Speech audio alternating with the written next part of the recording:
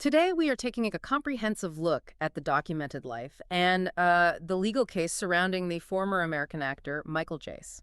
And this is a very challenging subject. It is. We want to be clear that we're approaching it with a commitment to strict factual accuracy. Absolutely. Our framework here is based entirely on the collection of sources we've gathered: public records, legal documentation, and journalistic accounts of his career. Right. These materials trace his professional life over, 2 decades? About that, yes. Hmm. And it all culminates in the tragic events of 2014 and, of course, his subsequent conviction for murder. That objective framework is just essential here. It's the only way to do it. Our goal is to extract the critical information provided in this material to really chart his path from, a successful working actor through to the judicial outcome of the events that led to the death of his wife, April Jace. And we commit to a factual, sober, and respectful review of these records, focusing only on what the evidence and legal documents tell us. Understood. Given the gravity of this, we're moving straight into the facts. The mission here is to understand the man and the timeline laid out in the sources. Okay. So to start, let's establish the core biographical information. Michael Jace was born on July 13th, 1962. In Paterson, New Jersey. Right. And his professional life, his acting career, it spanned a really consistent period of activity, roughly from 1992 through about 2011, before his life was, forever altered. That two-decade span, 1992 to 2011, that's really key. It represents his entire identity as a professional artist. And it's important to understand that before anything else. It is. While he is now defined by the criminal conviction, we have to first understand the trajectory of the career he built. It provides the necessary background before we can even begin to examine the personal collapse that's detailed later in our sources. So let's unpack that professional profile. The material suggests a highly adaptable working actor. Not necessarily a global superstar, but someone who maintained really consistent employment in some very high-profile projects. Yes. And his professional career begins, according to these records, in 1992. With an appearance on Law & Order. Which is such a classic start for any working actor, especially in New York at the time. It absolutely is. And what that appearance signals isn't just a debut, but it's the establishment of a rhythm, right? A rhythm, exactly. You get a guest spot on a major procedural, you move to the next audition, and you build momentum from there. And the sources show that by the mid-1990s, he really hit a prolific stride. He did. He was demonstrating a remarkable versatility that, allowed him to jump between television and major motion pictures almost seamlessly. We see that versatility starkly in 1994, which the sources highlight as a pretty significant year for him. A huge year. On the TV side, he had a role in Star Trek, Deep Space Nine. As the first officer of the USS Odyssey. Right, which puts him right in the world of high-concept science fiction television, a big deal for any actor. And what's fascinating here is that at the same time, he was landing roles in two of the biggest films of that year. Huge films. And that really cemented his status as a recognizable supporting player in, Hollywood's top-tier productions. So we're talking about Clear and Present Danger. Where he played a Coast Guardsman. And, of course, Forrest Gump. The big one. And the role in Forrest Gump is particularly notable. The sources specifically identify him as portraying a Black Panther leader. Exactly. Yeah. And when you look at those roles, they weren't just bit parts. They were often distinct character appearances that contributed meaningfully to the film's narrative or its historical context. Right. Playing a Black Panther leader in Forrest Gump is a small but. It's a powerful, defining image. Within a blockbuster film that won Best Picture. A huge cultural touchstone. It is. And this pattern shows a highly successful working actor capable of handling diverse assignments, whether it was, military, political, or purely dramatic. And the sources confirm this ability to shift gears just continued right through the latter half of the 90s. It did. We see him in Strange Days in 1995 playing a bodyguard, which often requires a certain kind of physical intensity and presence. A very specific energy. And then he moved into the comedy and sports genre with The Great White Hype in 1996. Where he played the boxer Marvin Shabazz. Which requires a completely different skill set. The physical training alone. And that transition is key, isn't it? It is. A working actor knows how to adapt their physical presence, their voice, everything, to fit dramatically different genres. He followed that up with roles in The Fan the same year. Right, where he's described in the documents as playing an arrogant ticket scalper, a quick, punchy supporting role. And then in 1997, he was in Boogie Nights as Jerome. A seminal film of that decade. So when we synthesize all of this, what does this tell us about his professional status in that era? Because these are films directed by major players. Robert Zemeckis, Paul Thomas Anderson, Tony Scott. It tells us he was consistently passing through the gates of high-level casting. He wasn't typecast. Not at all. He wasn't relying solely on one director or one genre. He was versatile enough to be a go-to choice for complex, often intense supporting characters. And this momentum continued into the 2000s. I mean, maybe surprisingly, it landed him in the cast of Tim Burton's Planet of the Apes remake. In 2001, yeah. He played Major Frank Santos. That's a major studio science fiction picture, a huge production. Beyond the theatrical releases, the sources also detail a significant amount of work in television films, which really showcases his ability to carry more of a narrative. He played the boxer Mitch Green in the 1995 HBO movie Tyson, which is another instance of him portraying a real-life figure, a pattern we see. And if we look for a peak moment of recognition in that TV movie world, the sources point to 1999. Right, when he played the title role in the Fox Family Channel TV movie Michael Jordan, an American hero. Swaying Michael Jordan. I mean, arguably the most iconic athlete of the modern era. It suggests that producers saw him as capable of embodying a legend. That's substantial work. It doesn't always get remembered alongside the big theatrical releases, but it signifies a high level of trust from the industry. A huge level of trust. All of this, however, really serves as the prologue to his defining role. Yes. Which is, ironically, the one that makes his subsequent actions so jarring. We're talking about his central role on FX's The Shield. Yes. The material confirms that his casting as Officer Julian Lowe in 2002 became the absolute pinnacle of his television career. And arguably his most defining public persona. It really was. He moved from being a versatile supporting actor to a main cast member on a groundbreaking, gritty prestige drama. And the duration speaks volumes. The sources state he was in 88 episodes across all 7 seasons. All 7, from 2002 to 2008. So for 6 solid years, he was associated with the uniform of the Los Angeles Police Department. Playing a character struggling with incredibly complex ethical and personal issues. A very layered performance. That consistent, high-visibility employment establishes a public identity. It does. And that's what makes the context so painful when we arrive at the facts of his conviction. The fact that he spent years portraying an LAPD officer, grappling with the complexities of law enforcement, only to be arrested by that very same department for the most heinous crime. The irony is just, it's overwhelming. We also need to acknowledge that this acting run didn't stop abruptly in 2008 when The Shield ended. No, that's an important point. The sources show he remained active, which kind of counters any idea that he had completely fallen out of the industry immediately preceding the incident. He was definitely still working. Post The Shield, we see him in a small, uncredited role in the 2009 film State of Play. With Russell Crowe. Right, showing he was still moving in those high-caliber circles. And then he secured a recurring role back on television. On Southland, another major police drama. Of course. He appeared as the character Terrell for 4 episodes between 2009 and 2013. So he's still in that world of law enforcement procedurals. And the detailed list of guest spots between 2010 and 2011 is key here. It proves he was still actively engaged in the industry right up to a few years before the murder. Let's run through them. We see him in procedural dramas like CSI, Crime Scene Investigation for 2 episodes, Burn Notice, where he played Jeff Taylor, and Private Practice's Randy Hatcher. And adding to that list, the sources confirm appearances on Rizzoli and Isles as Malcolm Senna. Okay. The Mentalist is Lawrence, and Nikita is Captain Tony Merrick.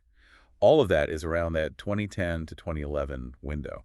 So this consistent track record from 1992 all the way through 2011, it paints this picture of a really stable professional life. It does. A life where he was continually employed, continually moving through Hollywood's network of film and television. So we have a trajectory of consistent work, professional recognition, and what you'd assume is financial stability derived from 2 decades in the industry. You would assume so. But the sources suggest this professional scaffolding was not reflected in his private life. A private life that tragically collapsed leading up to 2014. And that necessitates a pivot to the personal details provided in the records.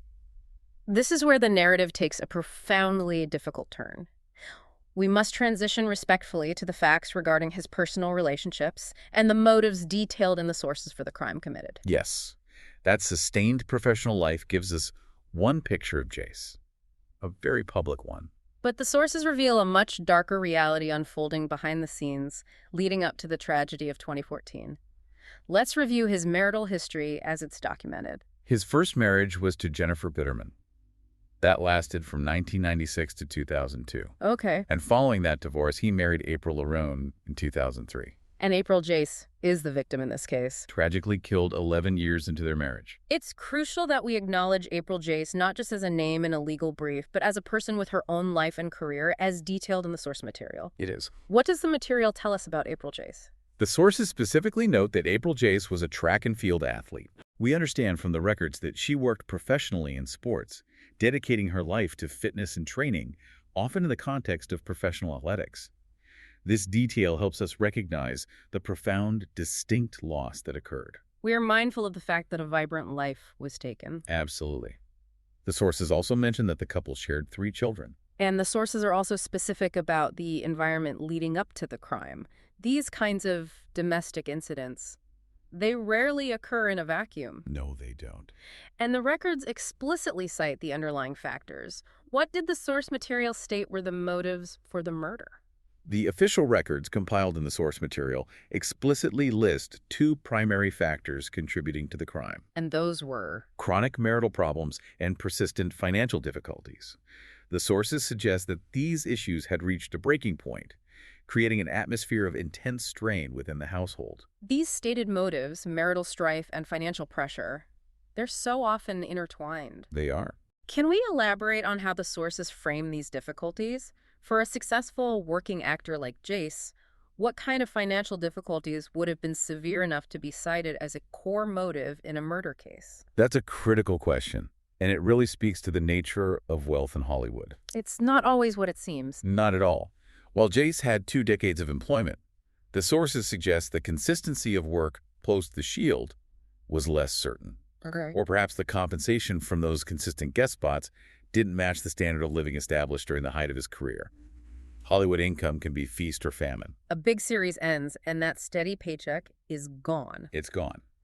The documents suggest a significant decline or instability that, when combined with the normal expenses of raising 3 children, created extreme pressure. So it wasn't necessarily a total collapse into poverty, but maybe the inability to maintain the financial commitments tied to his established lifestyle. That's how it's framed. And that's coupled with the emotional drain of a failing marriage.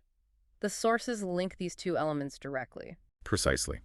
The records frame this as a catastrophic interaction between emotional failure and financial anxiety. While we cannot speculate on the precise dynamics of their personal conflicts, We can't. we must report that the sources identify these combined pressures as the stated context that immediately preceded the fatal event. It sets the stage for the extreme act that occurred on the evening of May 19th, 2014. It does, which makes the shift to the actual timeline of the event that much more chilling. We now move to the highly specific timeline provided in the documents, detailing the final moments of April Jace's life and the immediate law enforcement response. The event took place in the evening of May 19, 2014. And the location, according to the records, was the family home in Hyde Park, South Los Angeles. Yes. The chain of events that unfolded that evening is laid out with startling clarity in the sources. It really is. The documents indicate that law enforcement was first alerted following a domestic violence report. But the crucial first piece of evidence, the immediate shocking declaration of guilt, it came directly from Jace himself. Yes. The source explicitly notes Michael Jace's own 911 call. And the gravity of that moment cannot be overstated. The sources cite the reported statement Jace made to the operator during that emergency call. He told them, "I shot my wife." I shot my wife. This is not an anonymous tip or a secondary source? No, it's the perpetrator's immediate confession. It established the core fact of the case instantly. That 911 call meant the police arrived not just to investigate a domestic disturbance, but to a confirmed homicide scene. Upon arrival, officers found April Jace deceased from gunshot wounds. The sources confirmed the weapon used was a gun? And the instantaneous nature of the crime and the self-reporting? Yeah. It just streamlined the initial legal process dramatically. The sources lay out the subsequent actions by the Los Angeles Police Department. They were quick and decisive. As you'd expect. Jace was arrested by the LAPD that same evening, May 19, 2014, at his home. And following his apprehension, while being questioned by the police regarding his wife's death, the source material confirms he confessed again. Yes, he confessed to the shooting. This provided the prosecution with the ultimate evidence. So they have physical evidence at the scene. The emergency call confession and a subsequent detailed confession to investigators, it's a very strong case from the outset. And the formal legal machine moved rapidly after that. Very. The day after the incident, May 20, 2014, Jace was arrested on suspicion of murder. And then just 2 days later, on May 2010, 2014, the Los Angeles County District Attorney's Office formally charged him with murder. That speed indicates the strength of the evidence they gathered immediately at the scene. It does. But the investigation did not stop there. The sources include a fascinating, technically specific detail about the evidence collected, which speaks volumes about the thoroughness of the LAPD investigation leading up to the trial. What are we talking about here? We're talking about digital forensics. Let's focus on that detail because in the context of 2014, technological evidence was becoming increasingly vital in criminal proceedings. Absolutely. What did the sources mention about April Jace's phone? The material references that the LAPD was able to successfully crack the password-protected security on April Jace's iPhone 5C. Wow. And this detail, while it might seem minor, holds major significance in the context of criminal investigation at that time. Why is that capability so important to document? What does that tell us?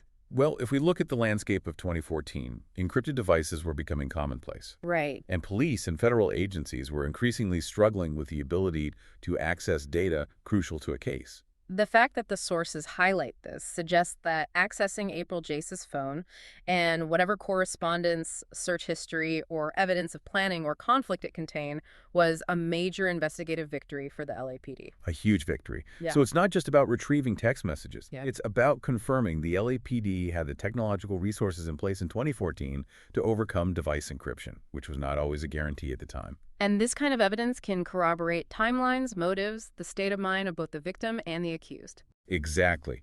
The source includes this detail as a representation of the comprehensive approach taken by the prosecution. It didn't just rest on the physical evidence and the confession. Not at all. They pursued the digital footprint meticulously, indicating a robust case built over the 2 years leading up to the 2016 trial. It shows the investigators left no stone unturned in preparing to prosecute the case. That attention to detail in the investigation brings us directly to the outcome of the trial proceedings. It does. We transition now to the legal decision and the subsequent punishment handed down by the courts based entirely on the sources provided. The trial concluded in the spring of 2016. And the legal timeline is absolute.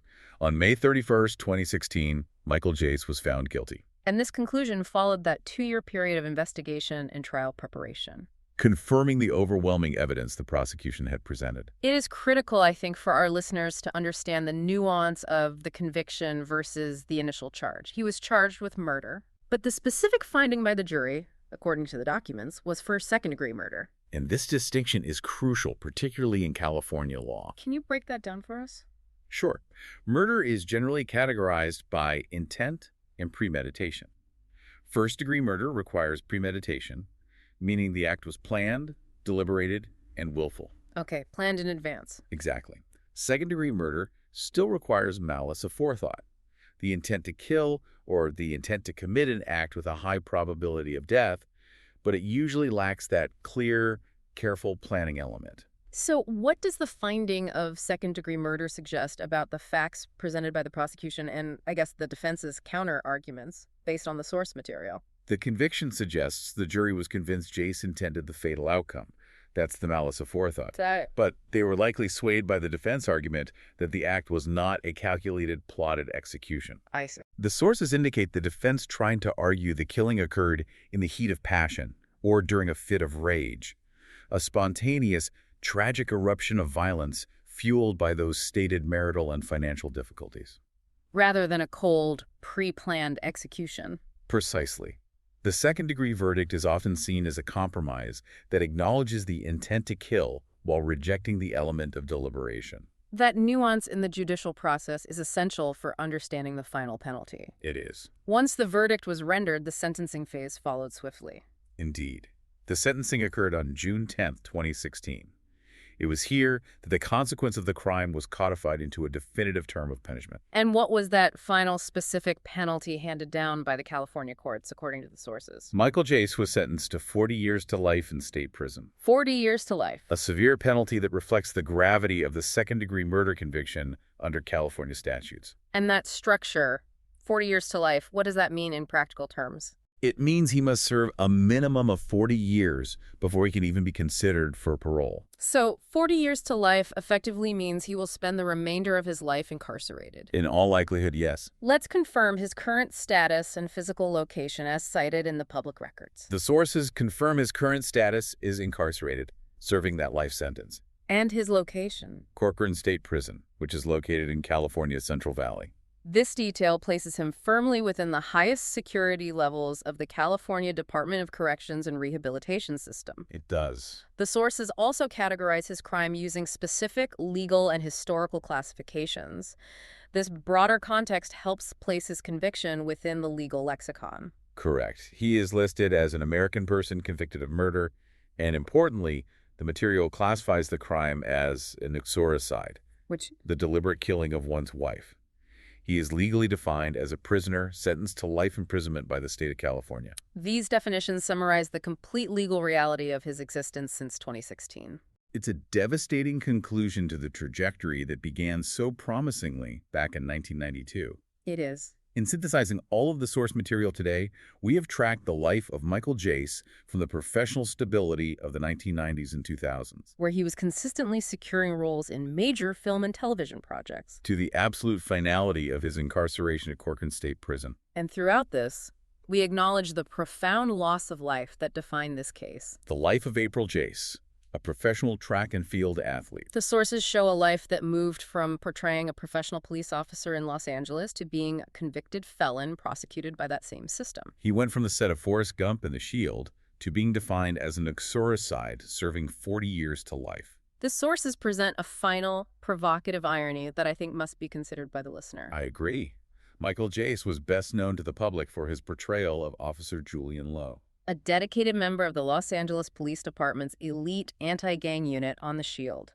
A series deeply embedded in the realities of Los Angeles crime and law enforcement. And this man was subsequently investigated, arrested, and convicted for murder. By the very real-life Los Angeles Police Department, right there in the city where his character operated. That intersection, the fictional authority he embodied and the actual criminal responsibility he incurred, all within the same geographic and legal framework.